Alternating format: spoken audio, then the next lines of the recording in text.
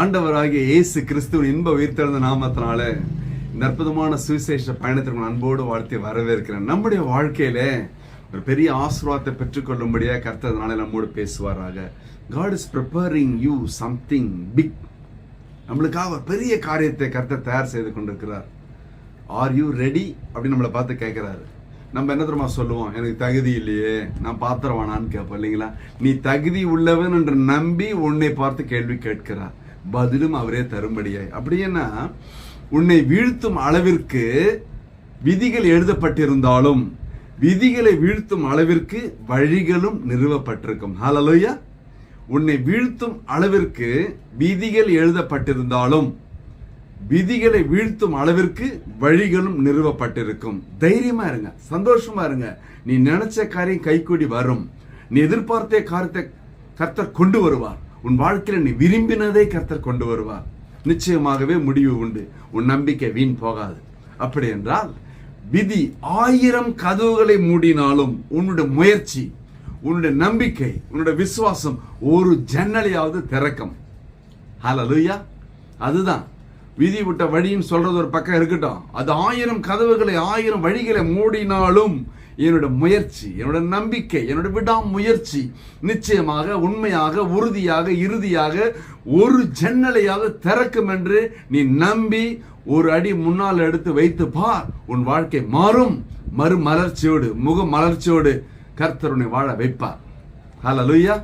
ஆமென். அப்படி என்றால் எரேமியா 40:4 சொல்கிறது, இதோ உன் கையில் இடப்பட்ட விலங்குகளை இன்று நீக்கி போட்டேன்.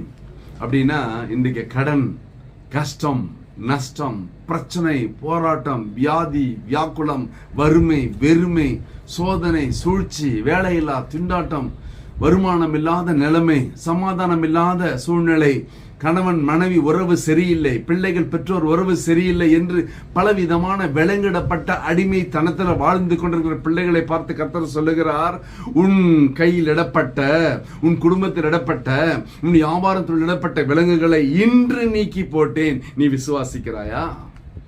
ஆபிரகாம் தேவன் காண்பித்த தேசத்தை நம்பி போகவில்லை, அந்த தேசத்தை காண்பித்த தேவனை நம்பி போனான். ஹல்லேலூயா.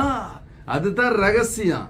கர்த்தர் கொடுக்கும் தரிசனத்திலும் கர்த்தர் கொடுக்கும் திட்டத்திலும் இருக்கும் நன்மைகளையும் தீமைகளையும் அலசி ஆராய்ந்து பார்த்து நேரத்தை வீணடிக்காதே. அழைத்தவரை நம்பி போ. அழைத்தவர் உண்மை உள்ளவர், கரம் பிடித்தவர் கடைசி வரை நடத்துவார். ஹல்லேலூயா. ஆராய்ந்து முடியாத பெரிய காரியங்களையும் எண்ணி முடியாத அதிசயங்களையும் உன் வாழ்க்கையிலே அவர் செய்ய வேண்டுமானால் நீ அவரை நம்பி போ. ஹல்லேலூயா. ஆமென்.